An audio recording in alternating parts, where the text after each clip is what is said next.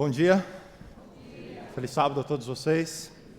Nós estamos retornando hoje à série Nos Jardins de Babilônia, as nossas reflexões a respeito das experiências de Daniel, seus amigos, lá em Babilônia, durante o exílio.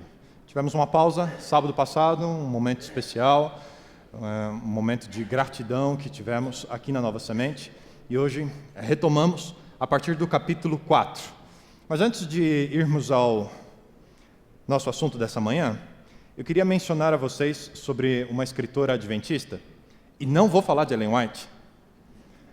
É uma escritora adventista brasileira, jornalista também, a Fabiana Bertotti, que mantém um vlog que é muito acompanhado, com uma boa repercussão, e que esta semana, na terça-feira, dia 1º de setembro, vai fazer o lançamento do seu mais recente livro.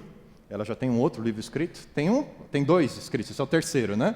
E ela está aqui, Fabi, fica em pé só para o pessoal que não conhecer, mas acho que todo mundo sabe quem é. E ela vai estar no nosso jardim aqui, né? Porque é a FENAC na Paulista na terça-feira. Então, aqueles que quiserem prestigiar esse importante acontecimento, que é um escritor adventista compartilhando da nossa filosofia de vida, dos nossos valores, uma mulher nova em 30 dias, é isso? Como é que o Espírito Santo de Deus pode conduzir você nessa experiência? Tem que escrever como ter um homem novo em 30 dias. Acho que vai fazer sucesso também. É o próximo, né? Tá bom. Legal. Então, se você puder, terça-feira, 19 horas, aqui na FENAC, na Paulista, o lançamento desse livro. É uma oportunidade para a gente compartilhar no nosso quintal aqui, que é a Avenida Paulista. Daniel, capítulo 4. Encontramos novamente um personagem importante na história, que é o rei Nabucodonosor. Ele já havia sido o personagem principal no capítulo 2, quando ele tem um sonho, e no capítulo 4 ele tem novamente um sonho. No capítulo 2 ele termina reconhecendo a grandiosidade do Deus de Daniel, mas na sequência, estudamos na semana anterior, o capítulo 3 ele constrói uma imagem e aquele decreto e a experiência dos 3 jovens amigos de Daniel, e a fornalha de fogo e Jesus Cristo. No capítulo de hoje, capítulo 4, Nabucodonosor tem mais um sonho, e de novo Deus está falando com ele, de novo Deus está trabalhando na vida de Nabucodonosor. A história do capítulo 4 é uma história da luta de um homem contra a soberania de Deus. E de fato, quando estudamos essa história, nós percebemos que a história de Nabucodonosor é a história da humanidade. A humanidade está constantemente em luta contra a soberania de Deus. É a história de todos nós. É a minha história, é a sua história. É a história de Eva, quando, num dos primeiros episódios da experiência humana nesse planeta, busca autonomia em relação à soberania de Deus e busca ser como Deus. É a história de Caim, que oferece o que quer e não aquilo que Deus pede. É a história dos construtores da Torre de Babel, quando Deus diz que o juízo não viria novamente como veio, mas eles constroem uma torre que possa livrá-los do poder de Deus. É a história de cada um de nós, a história da luta contra a soberania de Deus. Qual é o sonho que o rei Nabucodonosor teve no capítulo 4? Bem, ele vai contar. E a forma como ele escreve é a forma de um decreto, de uma promulgação. Daniel é o autor do livro, mas aparentemente o capítulo 4 é Nabucodonosor quem começa a escrever os relatos. O rei Nabucodonosor: a todos os povos, nações e línguas que moram em toda a terra, paz vos seja multiplicada. Alguns estudiosos do Antigo Testamento questionam se de fato o rei Nabucodonosor teria escrito um relato como o que vamos acompanhar a seguir. Que rei contaria da sua conversão, né, vindo de um panorama pagão politeísta para uma fé monoteísta, e se exporia publicamente a todos os seus liderados, como está fazendo Nabucodonosor no capítulo 4? Bem, se você for à arqueologia, você vai descobrir que alguns reis fizeram isso. Amenhotep IV, no Egito, fez decretos e um plano de governo muito forte para compartilhar a sua mudança religiosa do politeísmo para o monoteísmo junto ao povo egípcio. Mais recentemente, depois, na Idade Média, no início ali, no IV século, você vai encontrar a experiência da conversão de Constantino, de uma fé romana politeísta para a fé cristã monoteísta, e como ele muda a cara do cristianismo de uma religião proscrita para uma religião legal dentro do Império Romano. Ele tem contribuições positivas e negativas ao cristianismo, mas é uma experiência. Portanto, o que Nabucodonosor está fazendo aqui não é inusitado. Pareceu-me bem, o verso 2, fazer conhecidos os sinais e maravilhas que Deus, o Altíssimo, fez para comigo. E ele vai dizer, a partir do verso 4, que estava sossegado em casa, próspero no palácio, teve um sonho, e ele novamente passou mal com o sonho, à semelhança do que aconteceu no capítulo 2. E ele descreve o sonho a partir do verso 11. Crescia uma árvore que se fazia forte, de maneira que a sua altura chegava até o céu, era visível até os confins da terra, com uma folhagem formosa, fruta abundante, havia nela sustento para todos, debaixo dela os animais do campo achavam sombra, aves do céu faziam morada nos seus ramos, todos os seres viventes se mantinham dela, e enquanto via isso, lá na minha cama, um vigia, um santo, descia do céu, clamando fortemente e dizendo: derrubai a árvore, cortai-lhe os ramos, sacudi as folhas, espalhai o fruto, afungentem-se os animais de debaixo dela e as aves dos seus ramos. Mas o tronco com as suas raízes, deixai na terra, atado com cadeias de ferro, bronze, na erva do campo, seja molhado do orvalho do céu, e a sua porção seja com os animais na erva da terra. E seja mudado o seu coração, para que não seja mais coração de homem, e seja lhe dado coração de animal, e passem sobre ele 7 tempos. O rei acordou com aquele sentimento ruim, né? Acho que não é coisa boa. De novo ele chamou os sábios, os caldeus, os astrólogos, os magos, e eles mais uma vez não puderam passar ao rei o significado da história. Imediatamente, como no capítulo 2, Daniel é trazido à presença do rei Nabucodonosor. O rei compartilha com ele o sonho e ele percebe que a cara de Daniel também não é boa. Você já teve que dar uma notícia ruim para um chefe? Essa era a situação de Daniel. E o rei, porque já tinha passado algumas experiências marcantes com Daniel, olha para Daniel e diz: Daniel, eu sei que não é coisa boa. Esse negócio de cortar a árvore não deve ser coisa boa, né? É o padrinho do Greenpeace, né? Me fala, é melhor eu saber, né? E Daniel, que entendia pelas profecias de Isaías, Jeremias e Ezequiel, que Nabucodonosor era um servo de Deus, Deus tinha planos na vida desse rei, olha para o rei e com o coração apertado diz: Rei, o meu desejo é que o que eu vou te dizer acontecesse na vida dos teus inimigos, mas não na sua vida. Essa árvore é o Senhor, a grandiosidade dela foi Deus quem deu, mas por causa do orgulho. Se o Senhor, de repente, mudar de atitude agora, beneficiar os pobres, fazer justiça, talvez o significado do sonho não se cumpra, mas por 7 anos o Senhor vai perder a razão, vai perder o reino, e Deus vai trazer lições para a sua vida. Eu imagino que ele não respirou enquanto Daniel falava. Pensou rapidamente na vida dele e falou: a partir de hoje eu sou um novo homem. E tentou andar na linha. Verso 29. Ao cabo de 12 meses, passeando o rei sobre o palácio real de Babilônia, disse: sabe aquela conversa que você tem com você mesmo, que às vezes nem tem palavra, é só aquele sentimento? Aqui está Nabucodonosor. Não é esta a grande Babilônia que eu edifiquei para a casa real, com a força do meu poder, para a glória da minha majestade? Ainda estava a palavra na boca do rei, quando desceu uma voz do céu, a ti se diz: ó rei Nabucodonosor, passou de ti o reino. Serás tirado dentre os homens, a tua morada será com os animais do campo, far-te-ão comer erva como os bois, passar-se-ão 7 tempos sobre ti, até que conheças que o Altíssimo tem domínio sobre o reino dos homens e o dá a quem quer. Esta é a principal lição do capítulo 4 de Daniel. Deus trabalha na vida de cada ser humano para que reconheçamos que o Deus do céu é soberano sobre o reino dos homens, sempre. O detalhe da doença do rei: em psiquiatria existe uma síndrome chamada zoantropia. É quando um ser humano deixa de pensar que é um ser humano e passa a agir como um animal, deixa de agir como um ser humano. Existem alguns comportamentos específicos, como a licantropia, que é achar que é um lobo, ou a boantropia, que é achar que é um boi, como foi o caso de Nabucodonosor. Talvez não tenhamos detalhes suficientes na história para fazer uma afirmação positiva, mas histórias como essa são comuns. Foi como o homem que chegou correndo no consultório médico, fugindo de uma galinha.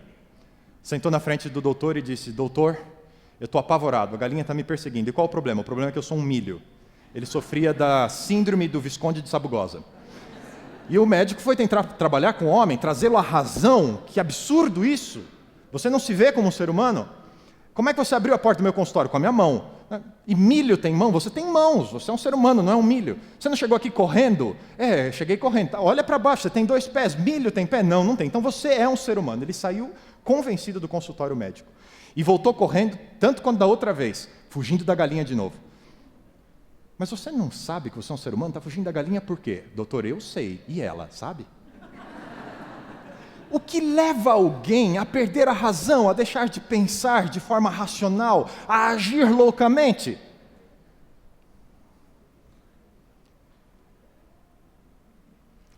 Independência é o nome da insanidade humana. Essa é uma doença que bate à porta da minha vida e da sua vida. Insanidade, loucura. Quando achamos que podemos ser, como seres humanos, independentes do Deus Criador, daquele que cuida de nós, daquele que é o mantenedor na vida. Eu me lembro a minha primeira grande lição de dependência de Deus. Eu sei que de vez em quando eu volto nesse assunto, mas ele, por diversas razões, foi muito marcante na minha vida. Mas eu, por alguns anos, vendi livros, colportei.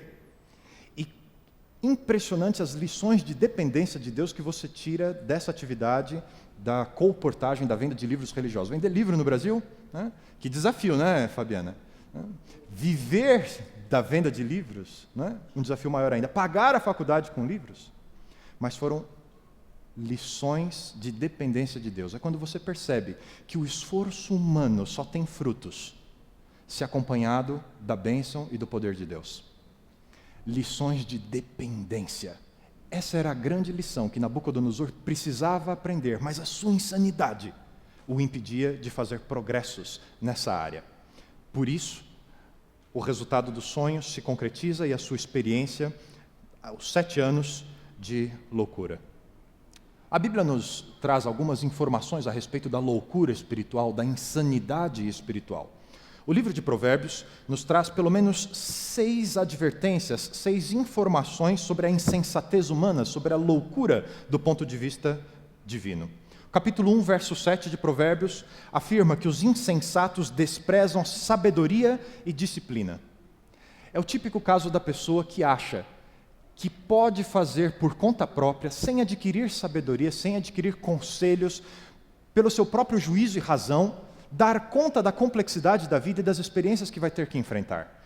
É achar que tudo vai acontecer sem nenhum problema e que ele não precisa desenvolver habilidades, ferramentas pessoais.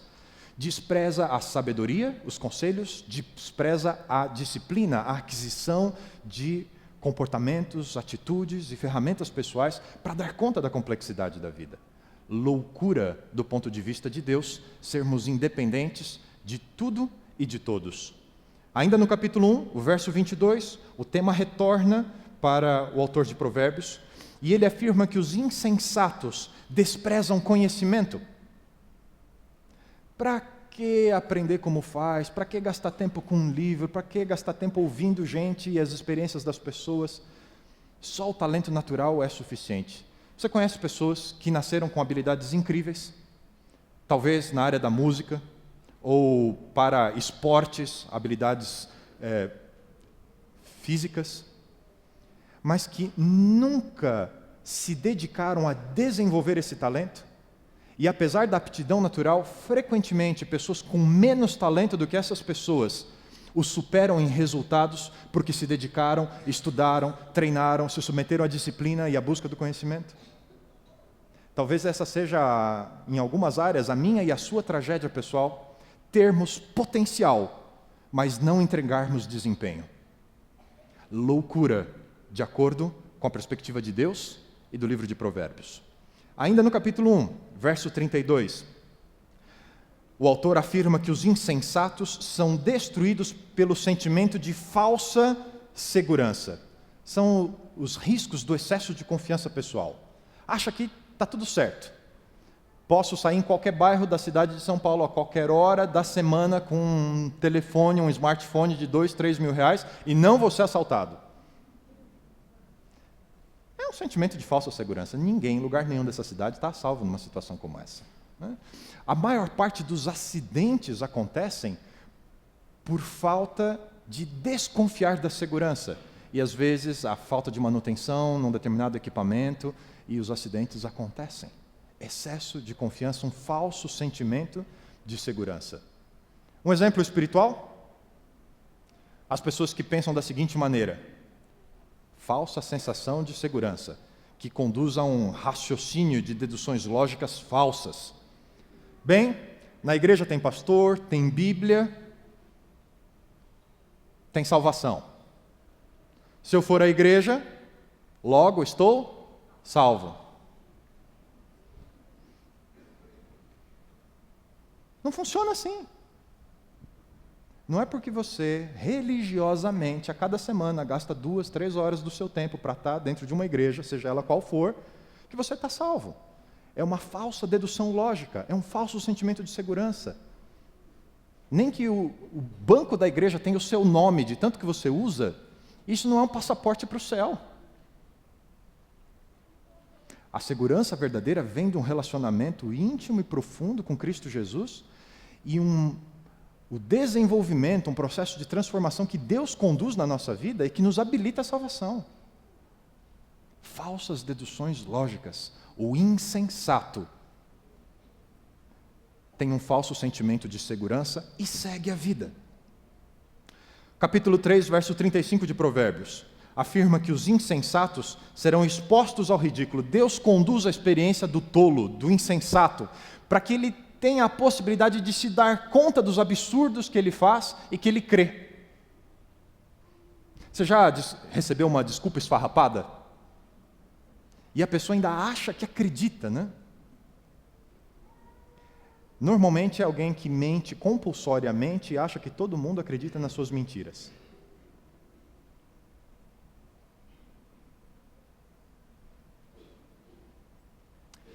Insensatez. Construir uma realidade só para a gente e achar que todo mundo compartilha da mesma realidade. Eu recebi autorização para contar essa história da minha esposa, porque eu fiz um acordo de contar uma história minha depois. Mas ela tinha 7, 8 anos mais ou menos, bem pequenininha, começando a vida na escola. E assim, ela tinha um pouco de energia, né, sogra? Era assim, de vez em quando ela levava uns papeizinhos dos professores para casa, para a mãe assinar, né? E eu acho que ela cansou de ter que pedir tantas vezes a assinatura para a mãe, e um dia ela entregou para a professora um papel com a assinatura da mãe que ela fez. E a professora olhou o garrancho, né, primeira série. Quem que assinou isso aqui? Professor, sabe o que é? Minha mãe estava com pressa hoje, ela pediu para eu assinar.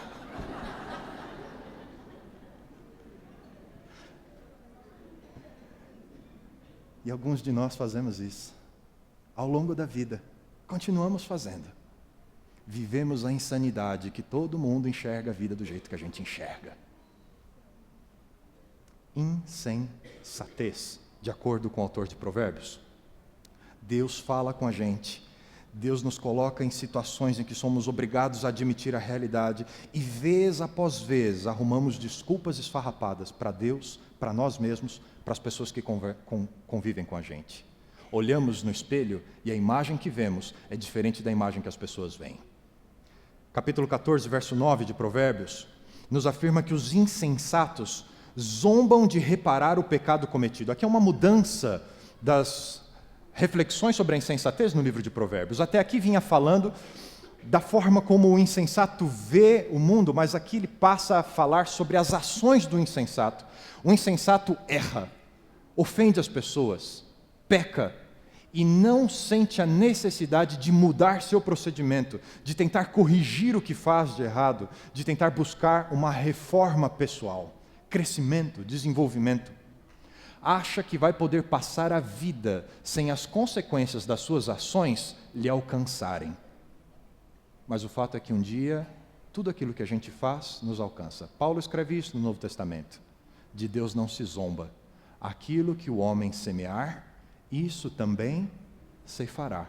Em algum momento o tolo vai ter que conviver com as consequências das escolhas e decisões que fez. Insensatez é deixar de pensar da causa para o efeito e viver a vida da forma como se quer. O capítulo 26 de Provérbios, verso 18, encerra essas reflexões sobre a insensatez no livro de Provérbios, dizendo que o insensato engana o próximo e diz que só estava brincando. É o momento em que as consequências o alcançam.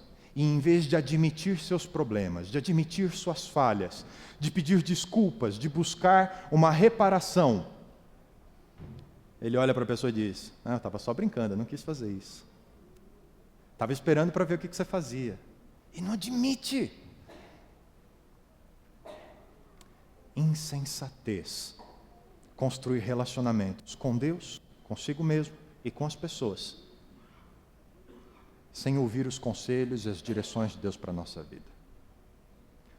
Nós temos pelo menos mais 3 menções a respeito da insensatez, que são importantes para a nossa reflexão essa manhã, e que estão nos Evangelhos. A primeira delas é uma história que Jesus contou, uma parábola, que está em Lucas capítulo 12, versos 20 e 21, nós vamos ler, mas antes eu queria relembrar com você a parábola. Jesus começa a contar essa história de Lucas capítulo 12, lá no verso 13, e ele conta de um homem, agricultor, que fez o que sempre fazia. Pegou as mesmas sementes, colocou no solo e esperou a colheita. Só que dessa vez, a terra deu muito mais do que ele havia recebido até então. Ele fez o mesmo trabalho, colocou a mesma semente, mas a terra agora deu um fruto muito maior. E ele observa o fenômeno e diz: estou feito. Agora resolvi a vida. Acertei na Mega Sena. O que eu vou fazer? Vou destruir o meu armazém, onde eu guardo a minha colheita, os meus bens. Vou construir um muito maior, vou guardar tudo que a terra me deu e vou viver de renda. Vou curtir a vida a partir de agora. Versos 20 e 21, Jesus fala: Deus disse a esse homem: louco, essa noite te pedirão a tua alma, e então o que tens preparado, para quem será? E Jesus termina a sua reflexão e a sua lição dizendo: assim é aquele que para si ajunta tesouros e não é rico para com Deus. O louco da parábola de Jesus é semelhante ao rei Nabucodonosor, que recebeu tudo o que Deus deu a ele, mas não reconhecia a bênção de Deus. Tinha muitos bens, mas não era rico em gratidão e em dependência de Deus. Louco. Como nós estamos conduzindo a nossa vida?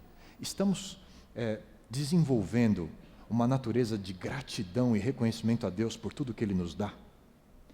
Paulo diz que nós temos que frequentemente oferecer ações de graças para Deus. É o único remédio que nos impede da loucura, é o reconhecimento de quem é Deus, para tudo que nós temos e para tudo que nós somos. Se somos quem somos, em parte devemos a Deus, que nos dá a vida, que nos ama e que busca conduzir a nossa experiência aqui. A loucura de não reconhecer quem é Deus.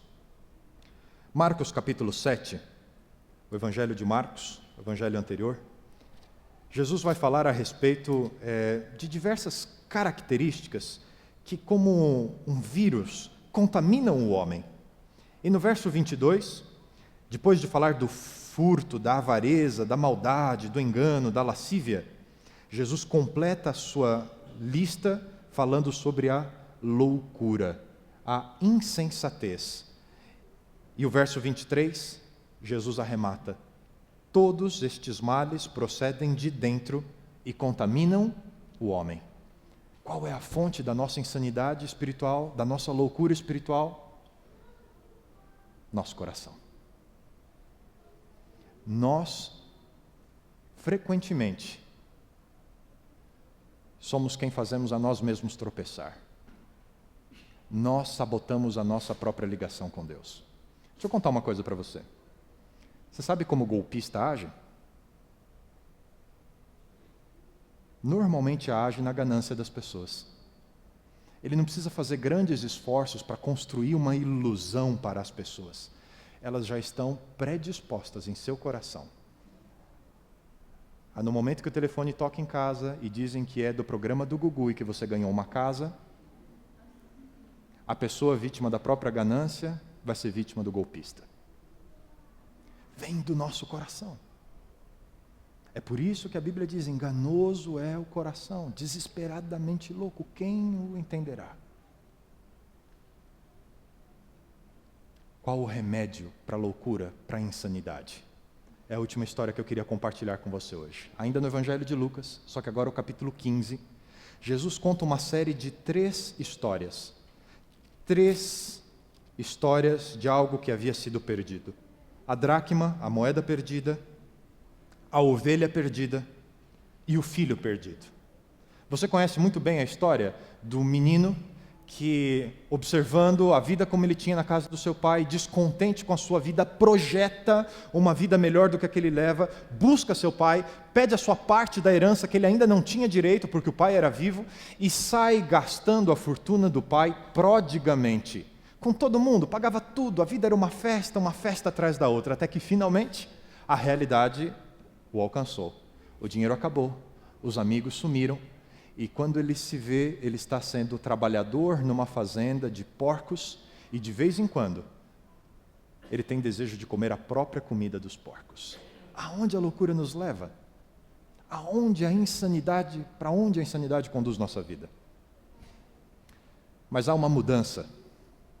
O verso 17 diz que aquele jovem, caindo em si, disse consigo mesmo: quantos trabalhadores de meu pai têm abundância de pão, e eu aqui pereço de fome. 3 passos para a cura espiritual, para vencermos a loucura em busca de sanidade. Primeira delas, reconhecer a bondade do Pai. Nós vimos em Provérbios que a insensatez nos afasta da sabedoria, da disciplina, do conhecimento, mas a sanidade nos faz reconhecer, através da sabedoria de Deus, da disciplina de Deus, do conhecimento de Deus, que Deus é bom para conosco. Caminho para a sanidade: reconhecer a bondade de Deus na nossa vida, na nossa experiência. Segunda coisa que está presente no momento em que o filho pródigo cai em si, ele decide voltar para a casa do pai. Vimos em Provérbios que a insanidade nos faz vítimas da sensação de falsa segurança, que a insanidade nos enche de desculpas esfarrapadas para a vida e nos faz fugir de nós mesmos, mas a sanidade nos faz perceber que só estamos seguros na casa do Pai e que é o melhor lugar para irmos.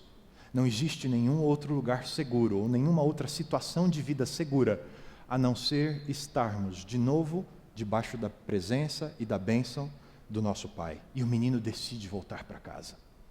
E decide voltar com uma nova atitude. E o terceiro passo da loucura para a sanidade é confessar os nossos pecados. De acordo com Provérbios, o louco foge de quem ele é, foge das suas más ações, foge dos seus pecados, foge de uma possibilidade de transformação de vida.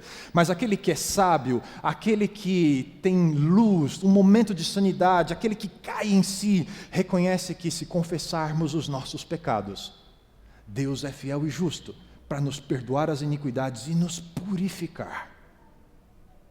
O caminho da sanidade nos faz reconhecer a bondade do Pai, decidir voltar para a casa do Pai e confessar os nossos pecados. Você conhece a história, não é? Ele foi confrontado com a sua situação, tomou essa série de decisões e fez a sua escolha e voltou para casa. Em algum momento, eu e você somos confrontados com a nossa loucura e precisamos tomar uma decisão. O que vamos fazer desse ponto em diante da nossa vida? Pagando a minha dívida com a minha esposa, eu também tinha uns 8 anos de idade. E nos últimos dias eu havia contado uma série de mentiras. Daquelas mentiras que todo mundo sabia que era mentira. E eu me lembro um sábado à tarde, depois que voltamos da igreja, depois do almoço. Meu pai me chamou, fomos até o seu quarto. É aquele tipo de conversa que o resto da família está do outro lado da porta. Vai apanhar, é hoje. E eu me lembro do meu pai recapitulando comigo cada uma das histórias. E como um pai que ama e sabe que caminhos o filho está tomando, me deu 2 alternativas. Filho, você precisa tomar uma decisão hoje. Ou você vai aprender a mentir melhor. Mas você vai continuar mentindo. E uma hora ou outra, suas mentiras vão alcançar você, como essas alcançaram. Ou você vai decidir pela verdade. O que você escolhe, filho? Deus vai colocar escolhas diante de você também. Ele sabe quais são as suas loucuras, o que te leva à insanidade, o que te faz agir fora dos conselhos dele. E Ele vai conduzir a sua vida como conduziu a vida de Nabucodonosor, a experiências em que você vai se ver frente a frente com você. E você precisa reconhecer onde você está e reconhecer quem Deus é. Só assim você vai poder tomar decisões que te trazem a sanidade novamente e que te permitem viver o plano de Deus para a sua vida. A decisão é com você. Nós temos uma estrada diante de nós ainda. Temos um rio a atravessar. Vivemos nos jardins de Babilônia. Aqui, as cores, as luzes e os sons criam ilusões. E nós precisamos decidir se queremos viver no ambiente e no mundo das ilusões, ou se queremos voltar para casa, se queremos voltar para a realidade, se queremos voltar para a realidade de Deus, para a nossa vida. A minha oração por você hoje é que diante das oportunidades que Deus te dá, você reconheça Deus, reconheça a sua bondade, reconheça a segurança que existe em estar ao lado dEle e reconheça que confessando os seus pecados, Ele te perdoa e mais que isso, purifica você, te traz de volta ao seu verdadeiro eu, aquele que foi feito para amar a Deus. Está cansado das ilusões dessa vida? Buscando o bálsamo de Deus? Faça essa oração: Senhor, me ajuda a encontrar o caminho de volta para casa. Cansei de ficar perdido, cansei de ficar em Babilônia. Meu lugar é na cidade de paz. Me leva para casa. Você canta com a gente?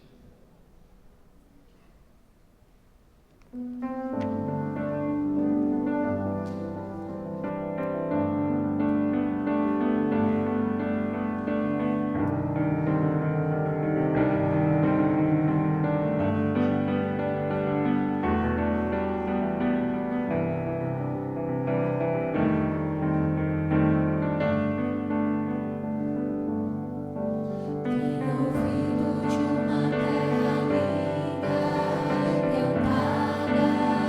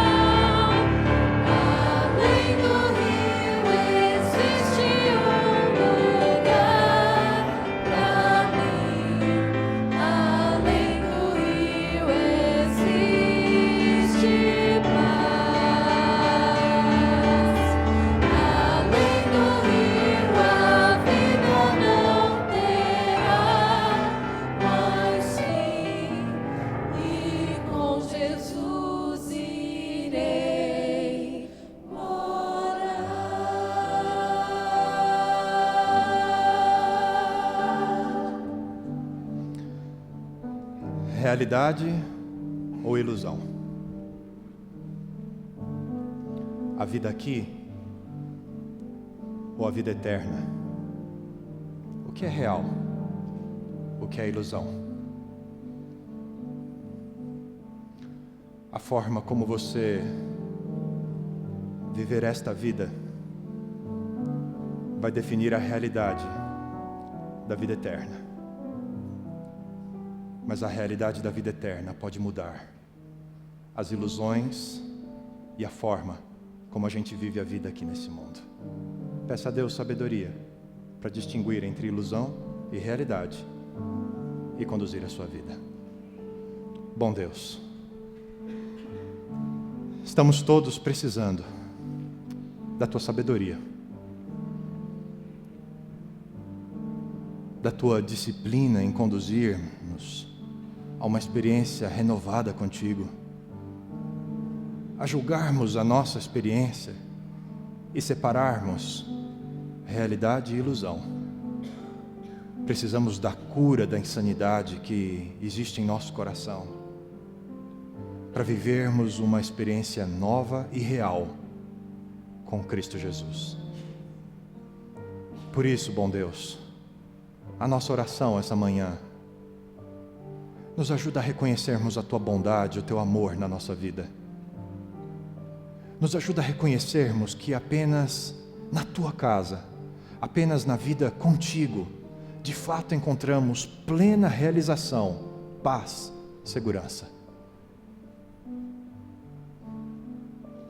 E nos ajuda, bom Deus, a quebrarmos nosso orgulho, abrirmos mão de nossas desculpas e com sinceridade e arrependimento, um coração aberto, recebermos de Ti o perdão, a paz e a transformação, para que a nossa vida seja cada vez mais uma experiência real com Deus. Oramos em nome de Cristo Jesus. Amém. Deus abençoe você. Dê você para conduzir a sua vida. Deus abençoe você.